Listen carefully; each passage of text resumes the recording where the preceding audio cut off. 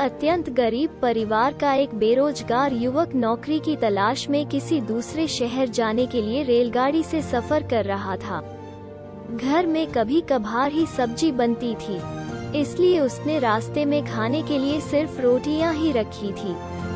आधा रास्ता गुजर जाने के बाद उसे भूख लगने लगी और वो टिफिन में से रोटियां निकाल कर खाने लगा। उसके खाने का तरीका कुछ अजीब था। वो रोटी का एक टुकड़ा लेता और उसे टिफिन के अंदर कुछ ऐसे डालता मानो रोटी के साथ कुछ और भी खा रहा हो, जबकि उसके पास तो सिर्फ रोटियां थीं। उसकी इस हरकत को आसपास के और दूसरे यात्री देखकर हैरान हो रहे थे। वो युवक हर बार रोटी का एक टुकड़ा लेता और झूठ मूठ का टिफिन में डालता और खाता। सभी सोच रहे थे कि आखिर वो युवक ऐसा क्यों कर रहा था।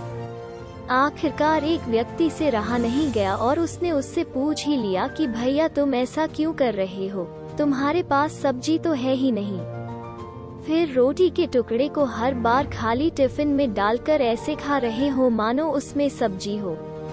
तब उस युवक ने जवाब दिया, भैया इस खाली ढक्कन में सब्जी नहीं है, लेकिन मैं अपने मन में यह सोचकर खा रहा हूँ कि इसमें बहुत सारा अचार है, मैं अचार के साथ रोटी खा रहा हूँ। फिर व्यक्ति ने पूछा, खाली ढक्कन में अचार सोचकर सूखी रोटी को खा रहे हो, तो क्या तुम्हें अचार का स्वाद आ रहा है?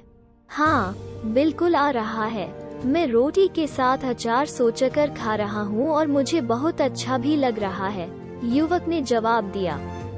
उसके इस बात को आसपास के यात्रियों ने भी सुना और उन्हीं में से एक व्यक्ति बोला, जब सोचना ही था तो तुम अचार की जगह पर मटर पनीर सोचते, शाही गोभी सोचते, तुम्हें इनका स्वाद मिल जाता। तुम्हारे कहने के मुताबिक तुमने अचार सोचा तो अचार का स्वाद आया, तो और स्वादिष्ट चीजों के बारे में सोचते तो उनका स्वाद आता। सोचना ही था तो भला छोटा क्यों सोचे, तुम्हें तो बड़ा सोचना चाहिए था। मित्रों, इस कहानी से हमें यह शिक्षा मिलती है कि जैसा सोचोगे वैसा पाओगे। छोटी सोच होगी तो छोटा मिलेगा, बड़ी सोच होगी तो बड़ा मिलेगा। इसलिए जीवन में हमेशा बड़ा सोचो, बड़े सपने देखो तो हमेशा बड़ा ही पाओगे। छोटी सोच में भी उतनी ही ऊर्जा और समय खपत होगी जितनी बड़ी सोच में, इसलिए जब सोचना ही है तो हमेशा बड़ा ही सोचो।